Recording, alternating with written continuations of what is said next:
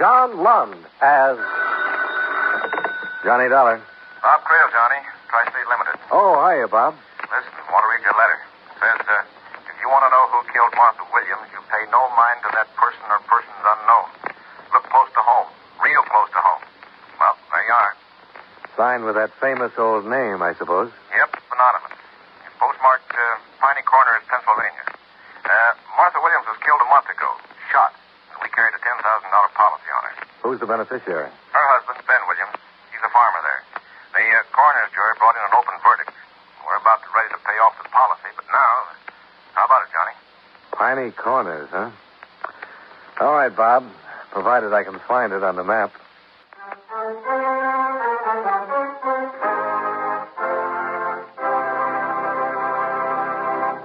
Expense account submitted by Special Investigator Johnny Dollar to Home Office, Tri-State Assurance Company Limited, Hartford, Connecticut. The following is an accounting of expenditures during my investigation of the Piney Corners matter. Expense account item 1, $48.40. Transportation to Piney Corners. A town of 1,200 people, one inn, one restaurant, one general store, and one constable. A lantern-jawed man of middle age named Jake Finley. Lived here all my life, Mr. Dollar. First murder we ever had. Don't rightly know just how to go about dealing with it. Well, maybe between us we can come up with something. I hope so. Ain't much I can give you in the way of facts, though. Clues, I guess you call them. The woman's dead, and that's about it. Could have been an accident, even. What do you mean, accident? Hunters from the city come through here regular, shoot at anything that moves. One of them might have done it unintentional, then got scared and run. A city hunter with an old-fashioned squirrel rifle? That's what this bullet was fired from. Well, I said it could have been accidental. I didn't say it was. I reckon somebody meant to kill her, all right.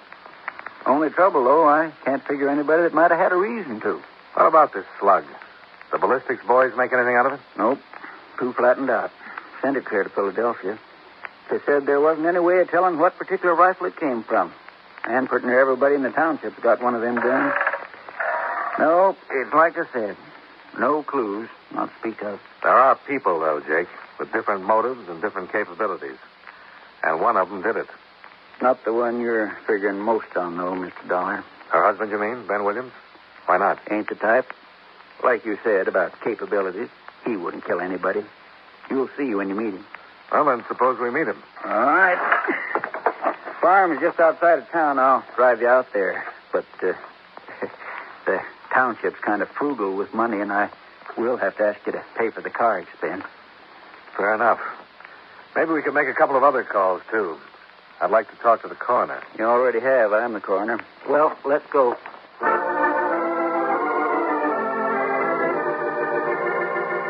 Expense account item 2, $4.50. Car expense from Piney Corners to the Williams farm. Or at least part way to the Williams farm. After stopping several times to point out local landmarks, Constable Finley pulled up beside two people who were building a rock wall along the road and introduced me to Williams' neighbors, the Keelers. How do you do, Mr. Dollar? I'm pleased to meet you. Mr. Dollar's an insurance investigator, Ira. He's checking into Martha's death. Oh, I see. Tri-State Company. Why, yes, that's right, Mrs. Keeler. Oh, it was a terrible tragedy. Sad thing for all of us. The Williams have been neighbors for years. Good neighbors. And then this, after all the other trouble they'd had. What sort of trouble, Mr. Keeler? Oh, Martha's illness. After that operation last year, she was almost an invalid, you might say. Ben had to care for her, along with doing for the house and running the farm, too. A lot of time he spent caring for her. Now, Agnes... Not half as much time as he spent hanging around that girl.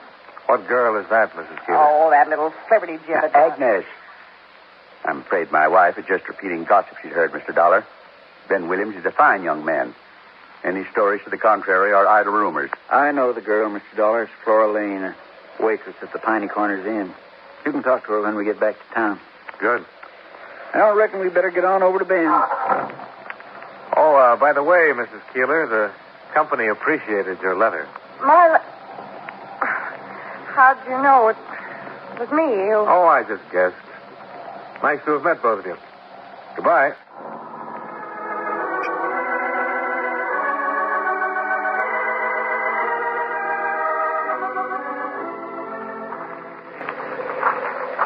It ain't much farther now. Williams' house is right ahead of us. You figure this is how the killer got away, down this draw, huh? Yep. As far as the road, back where we left the car. Couldn't have been seen from either the Keeler place or the Williams house. The brush is too thick. Yeah, that all right. Let's see now. Over about there is where I calculated the shot was fired, Broughton. Right next to that survey marker. Here, come on, I'll show you. What was the survey for? Well, they was figuring to build a turnpike through here last year. Finally picked someplace else a few months ago. Too bad. It'd have made this land worth something. Now, let's see. Martha Williams was sitting in that big front window there. Ben's put the glass back in since. It was long about dusk. Miss Keeler was in the room with her. She'd brought over a cake or something. And somebody standing above where we are now fired at her through the window with a rifle and killed her. And got away. Back down the draw there, I figure. Tell me something, Jake. This waitress at the inn, Flora Lane. She pretty? Well, tastes differ. She's pretty enough. Was it just a rumor? Or was Ben seeing her before his wife was killed? Oh, he'd stop by the restaurant once in a while. Cup of coffee, piece of pie. He was doing all the cooking at home. He got mighty tired of it, I reckon. And what about now? Is he still seeing her? He eats most of his evening meals there, if that's what you mean. How about his wife? Did she have any chance of getting well eventually? Not according to the doctors. They said she'd be an invalid as long as she... You're barking up the wrong tree, Mr. Dollar. It adds up, Jake. A pretty girl in the offing, young and alive, an invalid wife and a rundown farm. Now, he wouldn't be the first man who's gone wrong trying to get out from under a burden like that. Yeah. Not Ben, no. It ain't his nature. Come on, let's go up and talk to him. You'll see when you meet him. Why would Mrs. Keeler go out of her way to get him into trouble? Send him that letter? Well, she's always been a good friend of Martha's, but she never has like Ben. I don't know why. That's just the way she is.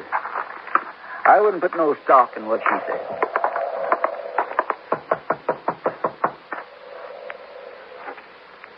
I don't see much sign of life. Well, Ben's in and out. You never know. Sounds like somebody's coming around the house. Guess he was working out in the barn. You're looking for... Oh, the constable. All right, Tom. Fine, Mr. Finley. Ben around? Nope, he ain't here.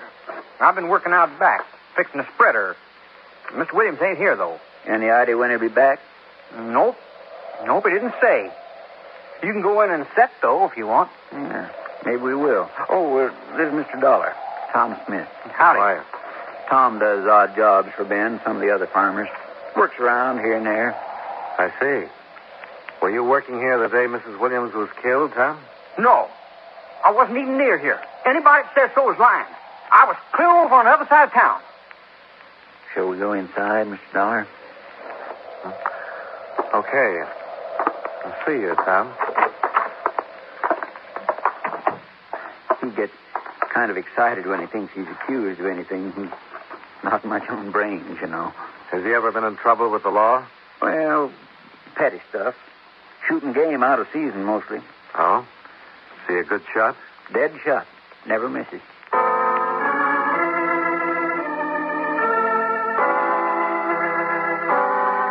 We waited in the parlor for a while. The room where Martha Williams had died. Gradually, the sun dropped behind the hills, and Ben still hadn't come back. We finally left and drove into town. I arranged to meet Jake, the constable, later at his office. Then I walked over to the Piney Corners Inn to eat dinner. There were half a dozen tables in the place, all empty. I was the only customer. The waitress was pretty and friendly and fitted the description. Feels like it's turning out to be a cold night.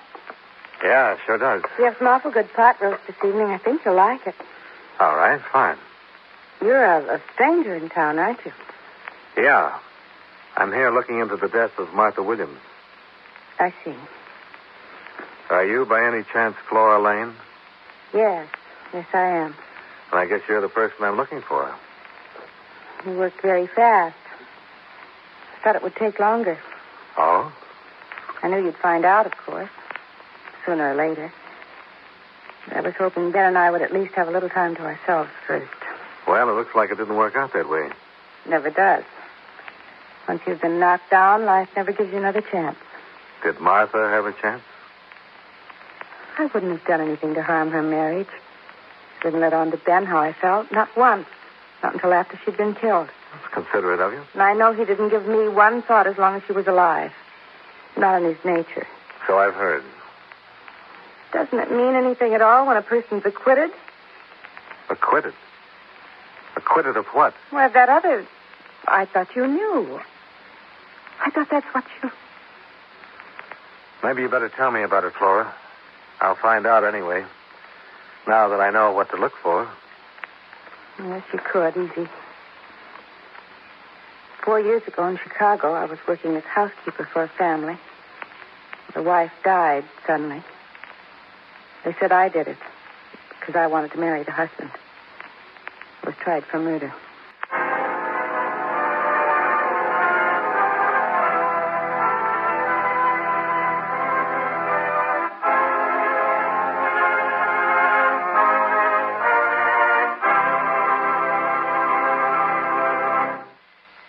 And now, with our star, John Lund, we bring you the second act of Yours Truly, Johnny Dollar.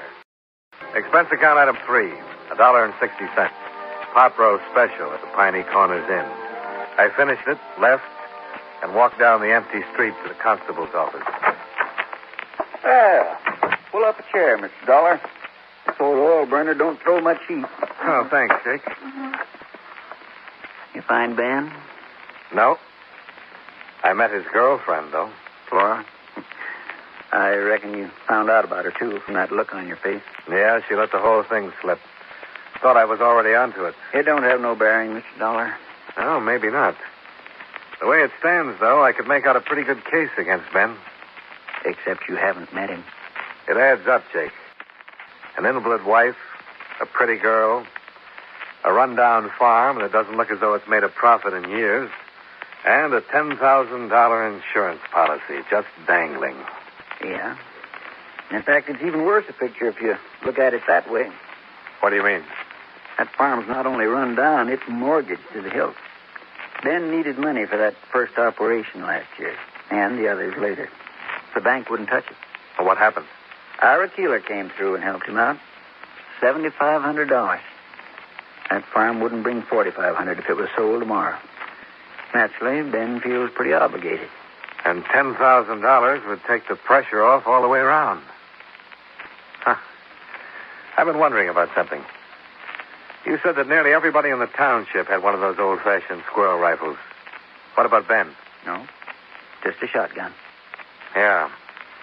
I saw it when we were out there, hanging over the mantel. And I noticed something else at the same time. The hooks the gun was hanging on. They hadn't been put there for a shotgun. They were too far apart. But I think they'd fit a squirrel rifle just fine. Ben's not one to lie, and he told me he didn't have a rifle. But that's something else I've been studying about, Mr. Dollar. I kind of half remember seeing a squirrel gun hanging over that mantel in years gone by.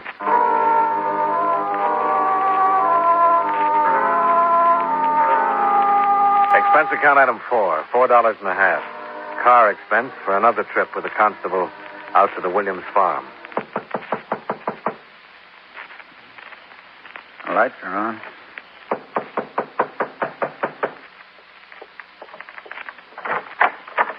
Oh, evening, Jake.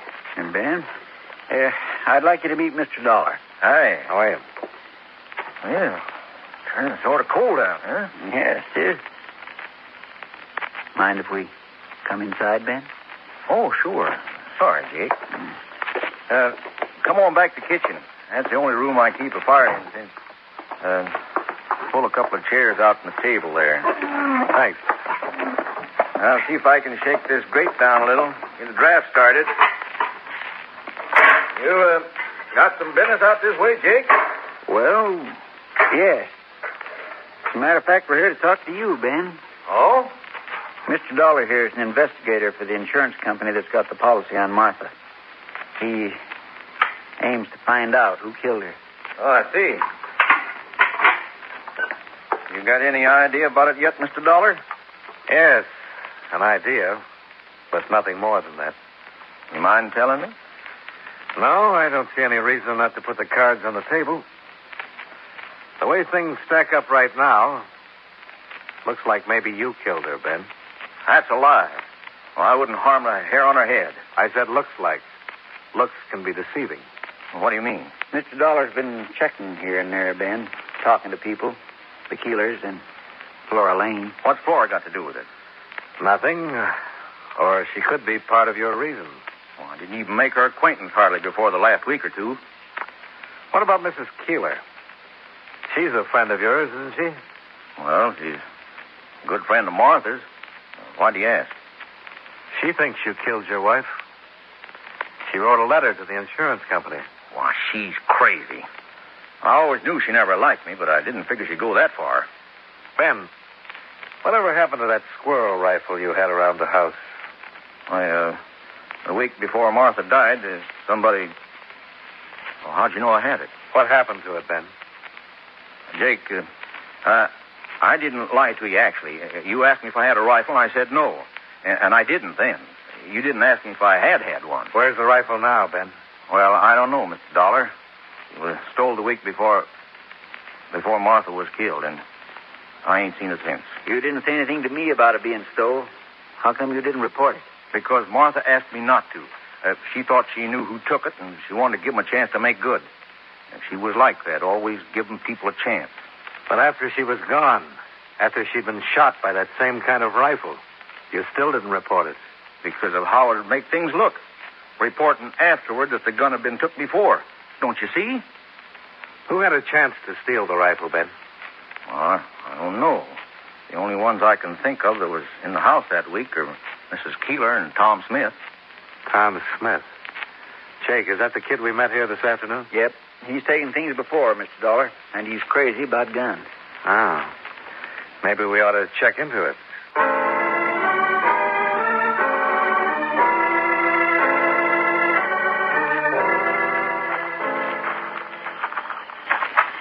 It's around here back to the feed store, Mr. Dollar. Kind of a shack on the corner of the lot. They let him use it in return for keeping an eye on the store at night. I think the door's here at the corner, if I recollect. It's been a long... All right, now. You stop right where you are. It's Constable Finley, Tom. Mr. Dollar's with me. All right. I figured it was somebody trying to break in. Well, now that you know it isn't, I wonder if I can have a look at that gun you're holding. Well, I reckon so, Mr. Dollar. Sure, here. Thanks. You got the flashlight, Jake? Yeah. Just a second now. Here we are. Well, no luck. It's a .22. What you fellas up to, anyhow? Tom, what did you do with Ben Williams' squirrel rifle? How'd you find out? Never mind. What did you do with it? I ain't got it now. Where is it? I sold it. I did. I sold it to Mr. Keeler. He gave me $3 for it about 3 weeks ago. 3 weeks. That'd make it a week after Martha Williams was shot. And you took the gun the week before she was shot.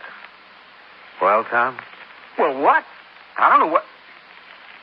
Are you saying I shot Mrs. Williams? I'm asking. She was the best friend I ever had. The only one in this town. Never treated me like somebody. I wouldn't do nothing to hurt her. Now, Tom... Besides, that gun ain't even been fired for 3 or 4 years, maybe. Miss Williams never did use it. Well, it even got rust inside the barrel. Tom, for your sake, I hope it has.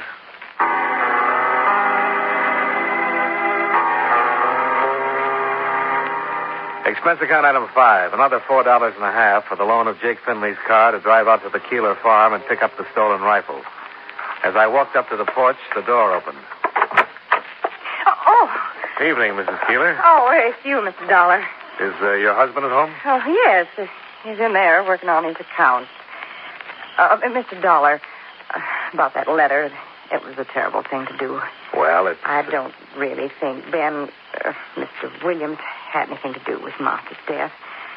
And I don't hate him either. In fact, not that Ira isn't steady and reliable, but...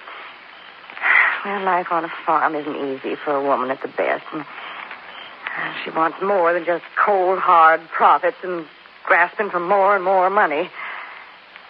she gets silly notions. Mrs. Keeler, I don't... She wants warmth, that's all. Nothing more. And Ben wouldn't even pay any attention to me, Mr. Dollar. You understand. Yes. I think I do. You go right on in. I have to take these preserves over to Miss Daly.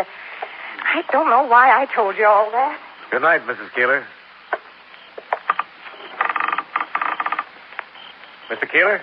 In here. Come on in. Sorry to bother you this time of night.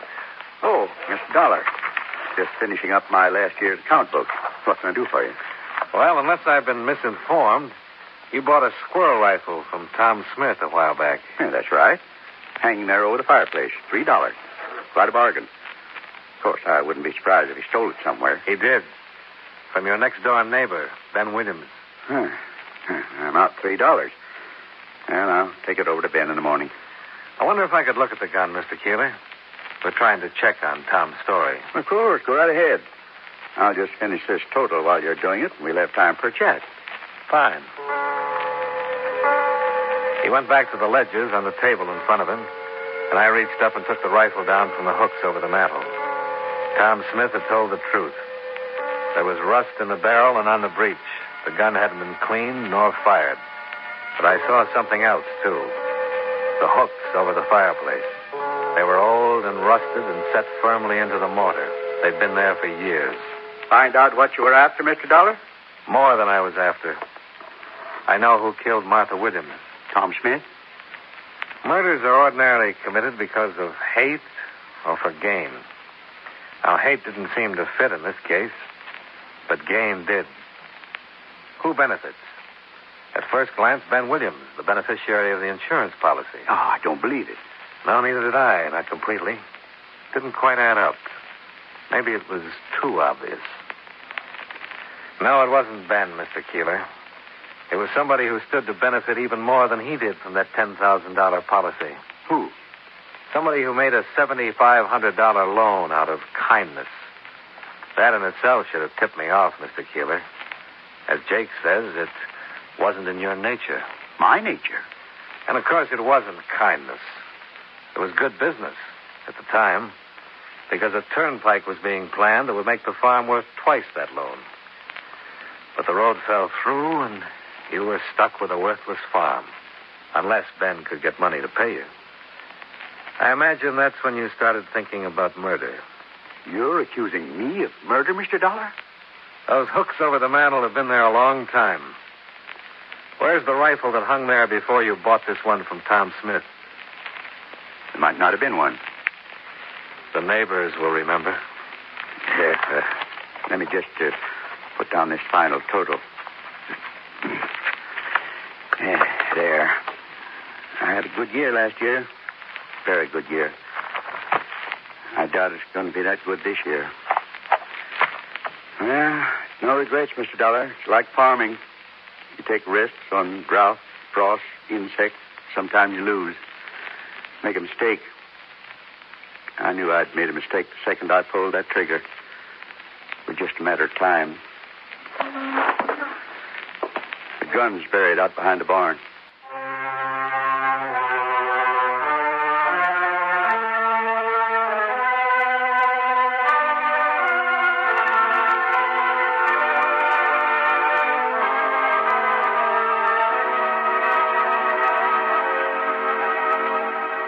Expense account item 6, $57.20. Incidentals and transportation back to Hartford. Expense account total, $120.70. Yours truly, Johnny Dollar.